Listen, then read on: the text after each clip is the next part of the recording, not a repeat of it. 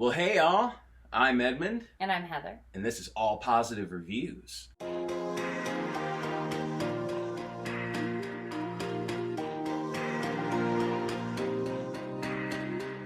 So, if you've been following along with our bucket list, which you can check out in the link down below on Amazon, we have been going through a host of movies, classic and new, and we just finished heading off to Brazil. Yes. To see what happens when kids get unfortunately drawn into a world of crime and corruption. Great. Yeah.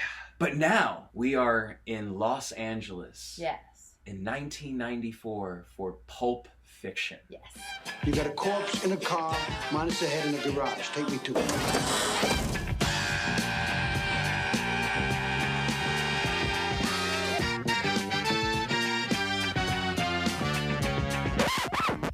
Don't you hate that? Hey, what? Uncomfortable silences. You all love it. We love it. It's probably my all-time favorite movie, but we're still going to talk about it, and a lot, here on All Positive Reviews. So you kind of like Quentin Tarantino, right? I love Quentin Tarantino. I don't think there's a movie he's done that I don't like. What do you love about Pulp Fiction? Pulp Fiction. Well, I mean, everything. I love the story. I love how it's edited. I love the actors. I love the dialogue. I love everything about it. Cinematography. There's nothing I don't like about Pulp Fiction. So pretty easy. That's a fair point. So usually we go with the acting. Yes. To start off with first, Yes. And there are a number of people in this one. Yes. It's a stacked cast. We got into the main ones later, though. Yeah. I want to start with some of these smaller ones that are just as brilliant as all the rest. Yes, the textured ensemble of a Quentin Tarantino film. Well, my first thought was Tim Roth and Amanda Plummer as Okay. Pumpkin and Honey Bunny Okay. are bookends Yes. to this movie because it's all non-linear and told out of order, but it's bookended by a diner heist done by these two who really set the stage. Yeah. For the whole thing, because the name of the game is dialogue. All of these characters have amazing, Oh, yeah. real sounding conversations. Yeah. And what I love about them especially is, they're basically two crooks, like people we're not supposed to empathize with. Right. But they're just having a normal conversation. Right. They're just having breakfast. Yeah. They're trying to, just eat and have breakfast, have a nice, date. Discussing ways they can Yeah. expand their small business. Exactly. I got the idea. The last liquor store we stuck up, remember? All the customers kept coming in. Yeah. You got the idea, taking their wallets. Now that was a good idea. Thank you. Made more from the wallets than we did from the register. Yes, we did. A lot of people come to restaurants. A lot of wallets. Pretty smart, huh? Pretty smart. That's normal morning talk, right? Yeah, I mean, Yeah. it's not the small business I'm a part of No, here at DIYentertainment.net. Not quite, but But it's still the same kind of conversations, and they have conversations that are funny. yes, Really funny in that short stretch of time. Yeah. And then it gets action-packed, like, really quickly. yes. That's Tarantino. It's like, Uh-huh. you're entertained, this is really fun, this is very clever. Oh, shit! Yeah. But they're great, Mm-hmm. especially at the end. Yeah, I like them. I mean, I love the beginning and I love the way it starts and everything, but of course I love their ending better, or the movie's ending better with them. It's the more interesting part, of course. That's because you also have other people there with them who we'll get to later. Yes, we will. So besides them, Quentin Tarantino loves to appear in his own movies, and this is one of his more fun cameos. In this one, helping two certain people move a body. It's really hard to choose ones to go with because everyone's so good. Yeah, no, I was gonna say I would like to start with Bruce Willis. Oh, Because Butch. I love his role in this. He almost seems background for a while, like Mhm. he's just kind of back there, and then we finally get to see a big scene with Bruce in it. But I love his poor me, The Watch. yeah, we see him with the whole watch story that just makes him sad or whatever. He has his little crisis moment. Although hilariously delivered by Christopher Walken. Oh, no, I love the whole moment. I'm not dogging the moment. I love how we get it, where it goes. Kept it up his ass. So I love all of it. I just love Bruce Willis's reaction to the whole thing. And the fact that, he took the money Yeah. to throw the fight, and then he doesn't throw the fight. And then, I don't know, it's just his reactions to everything are great in this movie. Yeah, and he has both amazingly good and amazingly bad luck Yeah. in No his kidding. story, running into certain people. No, that's kind of like the luck I figure I have, is where you get all the way back to the apartment and everything, you almost get caught, and you make it out of there just fine. The gun's just there, you're cool. You know what I mean? Just like everything that happens to him is like almost, and then there's someone right there in front of him. This is primetime Bruce Willis. This is the charm. This is the action chops. This is that dude who is just in a bad situation and just wants to get out of it, and nothing goes right. Right. And he gets increasingly frustrated, much to my delight. Yes. But the reason that he's frustrated is because of one of my favorite people, Ving Rhames. Oh, yes, I love Ving Rhames. He's so awesome. Which, you know, there are people who get a bigger spotlight in this movie. Oh, yeah. But Ving Rhames as Marcellus Wallace is what ties this whole thing together. Oh, no, it is. I've described this movie as getting to know Marcellus Wallace and his family. Yeah. That's And what associates. It is. Yeah, you're just getting to know all about him and all the people that surround him in his life. And then when you finally get to meet him, he's great. Yeah, like you hear a lot of stories about him, and he lives up to certain stories. Certain ones, yeah. But he actually has some real opportunities to come through. Yeah. And especially how he ends with him and Bruce Willis. Well, yeah. Since Bruce Willis takes his money and is going to run, of course he'd be mad. Right. But, you know, they get themselves into such a terrible situation, and both of them act like, you know, decent human beings. I tell you what now, between me and you, there is no me and you. Not no more. So we cool? Yeah, we cool. And yeah, you really, he's one of the most likable mobsters. Oh, no, I really like him.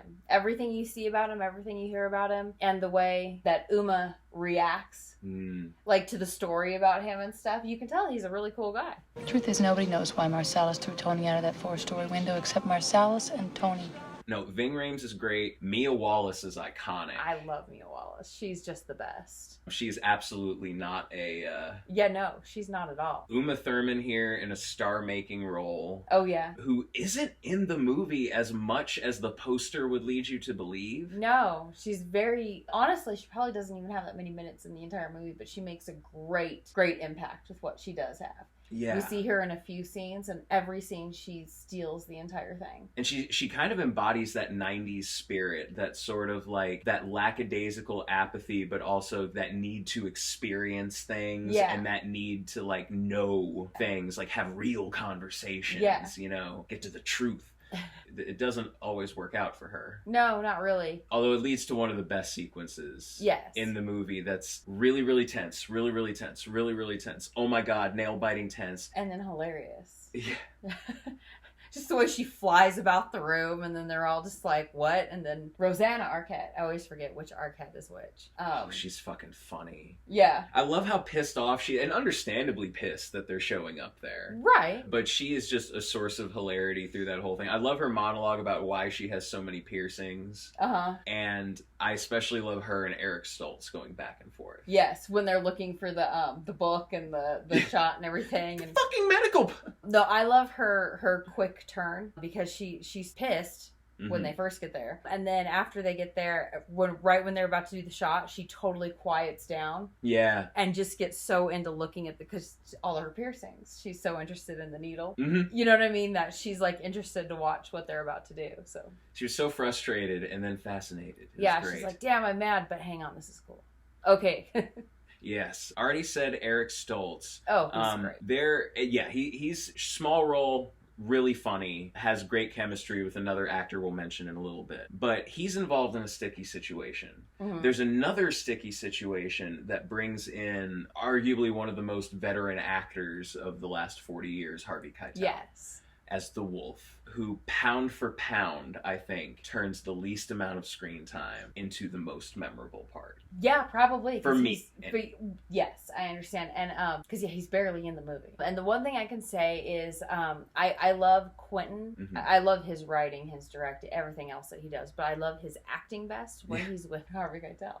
Yeah, because he's actually like I don't know what it is, acting. but it seemed, I don't know, they just have great chemistry working together. It kind of reminds me of Jason Mewes working with Alan Rickman in Dogma, like maybe Quentin just like, oh, I got to step up my game to work with Harvey Keitel. Yeah, I don't know what it is, but every time they're together, he just, there's some kind of chemistry there. I like watching them work together. Yep, and you like watching the Wolf, Harvey Yes. Keitel's character work in general because he is fast, he is efficient, he's a great driver. He's calm. Yes. He's so calm and just like, hey, listen, we're going to take care of this right now. And you're not going to give me any shit. We're just going to do this. I don't mean disrespect, okay? I respect you. I just don't like people barking orders at me, that's all. If I'm curt with you, it's because time is a factor. I think fast, I talk fast, and I need you guys to act fast if you want to get out of this. So, pretty please, with sugar on top, clean the fucking car. No, he's the most efficient, like, cleaner or something like that I've seen in a movie. Yeah. Probably, period. I mean, dude drove, like, 30 minutes distance in 10. That's crazy. You know, a little quick shout out to Phil Lamar of, you know, Futurama and Samurai Jack and all of that fame, who has the funniest and most unfortunate death, probably, in a movie. Yes. And he's a nice guy. We met him, so he's very cool. I think we've gone through, like, most of the, like, supporting kind of Well, people yes. in there. Did we mention how great Christopher Walken was? Well, we He shouted, we shouted out to him. He has one scene for Bruce Willis's part, like describing why he is so fixated on this watch and why he will go back against all odds to get it back. And it's a story that's like tragic, except for how he delivers it. Yes. Because it's Walken, so, you know, there's 10-second pauses for no reason. Well, and he keeps talking about someone shoving a watch up their ass. So, you know, it's funny. It is. Tragically funny, but still funny. 5 long years he wore this watch up his ass. Then he died of dysentery. He gave me the watch. I hid this uncomfortable hunk of metal up my ass 2 years. Then, after 7 years, I was sent home to my family. And now, little man, I give the watch to you. Sometimes, you know, sometimes I think like, oh, it's improv. It has to be. And then I go to the script. And no, it's there. It's there. It's nutty. And also, quick shout out, although she's not in it much, I do like Bruce Willis's girlfriend. Yeah, she's really cute and sweet. And I love their little relationship where he's like this crazy tough guy. And she's just like this cute little thing. That's I want like, to pot. She's just like very cute, very sweet. I really do like their relationship because even though he gets frustrated and has his freak out, I like that even though he still is, he takes that moment to like bottle it down, like, it's not your fault. Yeah. We're good. I'm gonna go. And then when he's alone in the car. Shit, of all the fucking things she could fucking forget, she forgets my father's watch. That's what she did. Well, yeah, and she's all right. Our main. Do you want to get to them? Yes, I do. Okay. Yes, so I we'll do. start with John Travolta. John Travolta, Vincent Vega. The poutiest mobster there was. Or not mobster, he's the killer. The what's he called? He's a hitman. Hitman, there we go. I don't know words. Just came back from Amsterdam. Yeah. And I mean, he has some serious drug problems that spiral into horrible situations. He has a lot of he has a lot of problems as it is, but he's very pouty. Yeah. And he likes to argue with everyone if he can, it seems like. He really likes to he argues with Harvey Keitel. Yep. He argues constantly with Samuel L. Jackson, who we'll get to.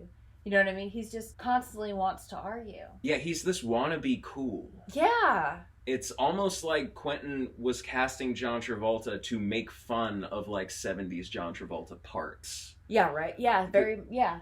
I mean, there was even a Grease shout out. I mean, the whole dance sequence. Yeah, no kidding. Which is very good, by the way. Like, there's no need for it to exist, but that's like a big thing with Quentin Tarantino. He does things that don't need to be there, but they just enrich the movie. And enrich the characters and the people in them. It does. And yeah, there's no real need for it, but I love that scene. And he always has to have a dance scene. Yes, he does. He's got to have feet and he's got to have a dance scene, so, But John Travolta must have pissed off some god of bathrooms because every time he goes to the bathroom, it's a terrible, terrible time. But John Travolta does a great job. Oh, he's wonderful in the movie. And he's definitely one of my favorite pouty hitmen. Yep. I had it in storage for 3 years. It was out 5 days, and some dickless piece of shit fucked with it. They should be fucking killed, man. No trial, no jury, straight to execution. Boy, I wish I could have caught him doing it. I'd have given anything to catch that asshole doing it. It'd have been worth him doing it, just so I could have caught him doing it. What a fucker. What's more chicken shit than fucking with a man's automobile? I mean, don't fuck with another man's vehicle. You don't do it. It's just against the rules. But then we come to my favorite. Samuel Jackson. Yes, Jules Whitfield. This is the character that made me want to come out to California. Yeah. To be honest, watching him do not just the one that everyone, you know, quotes, the say what again. As great as that sequence is, it's amazing. But I love everything with him in the Bonnie situation in the last third.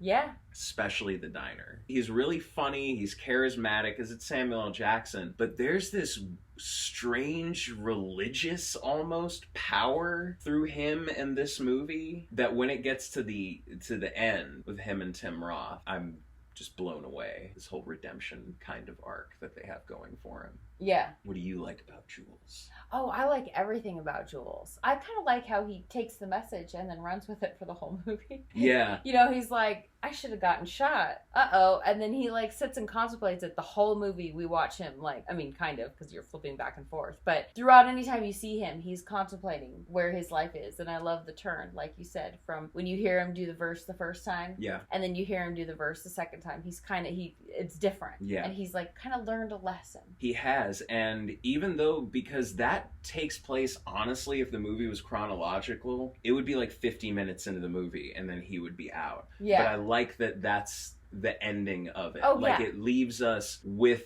both of those characters alive. Yeah. And him kind of having learned a lesson. Yeah. And then John Travolta, like, you know, most white people in horror movies, he doesn't take the hint, and, well, No. we see what happens to him. Right. But no, I love Samuel L. Jackson in this. Oh no, it's definitely, I can't say it's one of my favorite roles. Everything Samuel L. Jackson does is my favorite role. I love him in everything. So, I don't know, but one of the 100 that's in the top one spot. Yeah, right? Especially with his Quentin ones, because he has so many good ones. Yeah, but I mean, he's like in all my favorite things. He is, though. Marvel, he's in this. all of my favorite things. I think the only favorite thing he's not in of mine, and maybe he's not, I don't think he's in anything Kevin Smith or, you know. Give it time. Yeah, I know. Give it time. Yeah, go work with Edgar Wright. But yeah, no, I love everything about his character.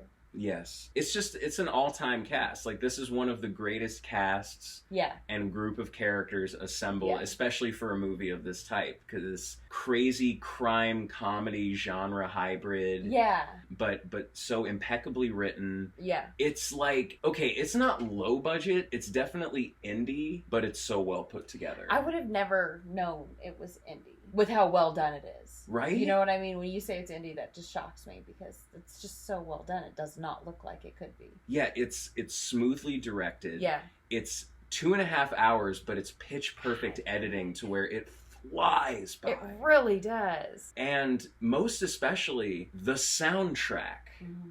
Because, I mean, you all know out there, Quentin Tarantino loves his soundtracks, and this is one of the most iconic ones. But, like, I mean, even though you all know it, we gotta say it. It is. It is. It's one of the best. You know, Jungle Boogie, Preacher Man, Girl You'll Be a Woman, like, amazing songs used perfectly in those places. Girl, you'll be a woman soon. I love you so much, can't count all the ways I died for you, girl, and all they can say is he's not your kind. You know, a lot of people say his movies are like musicals. Yes. And it very much feels that way. Oh, yeah. And, I mean, we've hit, like, most of the broad strokes, but, you know, I gotta stress again just how funny it is for how dark it is. Oh, yeah. No, it's very funny, and I love the punchlines. I love all the things they do. One thing I could say that about this movie that I really always enjoy is how much they call back to other scenes. Mm-hmm. You know what I mean? Like, I love how the thing happens with Mia Wallace. Yes. And then when you see the other scene, like, he asks her how she is. You know what I mean? But everything is so underplayed. But every scene calls back, so you kind of, it takes you back to remember, oh, remember this happened. Or, you know, he's really good about that. Because in movies where you skip around in time, he's really good about making sure you don't get lost in the time. Yes. That's what you know what I mean? That's what I'm saying. Is because this happened a while ago, let me remind you. And he does it so subtly. He does. Like, he never compromises the flow of the story. Right. And yet the movie still ends up being clear anyway. Right. Do you have a favorite part or another thing you would like to bring up, or is it too much? Are there too many favorite There's parts? way too many favorite parts. It's like 100 things rush through my head. I really can't say a favorite part of this movie. I don't even have a favorite line of this movie because I like a lot of the lines. Mm-hmm. My favorite violent moment, Yeah. not really an action moment, I guess, but is the scene in the car where he shoots Marvin. I shot Marvin in the face. Like, I don't know why I love that scene. I just love their reactions to it. Marvin, what do you make of all this? Man, I don't even have an opinion. Well, you gotta have an opinion. I mean, do you think that God came down from heaven and stopped him? Oh, what the fuck's happening? Oh, man. shit, man. Oh, man, I shot Marvin in the face. Why the fuck you do that? Well, I didn't mean to do it. It was an accident. Just like, oh shit. Like, I don't know. It's just the way they react to it is hilarious. Yes, and I especially love later when they're cleaning it up. Yes. What am I doing back here? You should be back here. Yeah, and he should. He's the one who did it. He's so pouty. No, he seriously is. The guy should have smacked him. Anyway. You know, I won't say a favorite because you are right. It's too many to name. But one that does stick in my head as just a really great bit of dialogue is I love when we first see Butch and it's Marcellus giving him that whole pride speech. Oh yeah, I love the pride speech. I love So all of his smooth. speeches though, but yes. Night of the fight, you may feel a slight sting. That's pride fucking with you. Fuck pride. Pride only hurts. It never helps. But yeah, Yeah. Quentin Tarantino, he's my personal favorite director. I love this movie to death. Changed my life. Yeah. And yeah, it's just awesome. If you haven't seen it, you should. Oh, definitely. Do you have anything else you wanted to say? I think we hit, yeah, I think we're good because, we could go on and on about this one for days, but you guys know it's good, so. So did you like coming back to LA and not having to read subtitles? I do. I don't mind it every once in a while reading subtitles. Like I said, the only thing about it is just that I'm a slow reader, so it gets annoying. So I'm sure you're excited for a French romantic comedy that we're going to be doing next. Yeah? Yeah. Which one is that one again? Amelie, Okay. which is one that neither of us have seen, Yes. actually. But I've heard really good things about. I'm excited. Yeah, me too. But if you can't wait for that and you're just dying for more all positive reviews, we have a lot more down below, like the Dark Knight trilogy, the aforementioned City of God, Handmaid's Tale, Game of Thrones, lots of fun stuff. Yes. And much more when you guys give us suggestions. Yes. And we have some suggestions, and we will do. be getting into those very soon. Oh, absolutely. And it doesn't have to be just movies, guys. We can do other things. We have range. Oh, yeah. Video games, we love those. Books, music, everything. Absolutely. But until next time, please make sure to like, comment, and subscribe. Stay positive. Thank you so much for watching, and have a great night.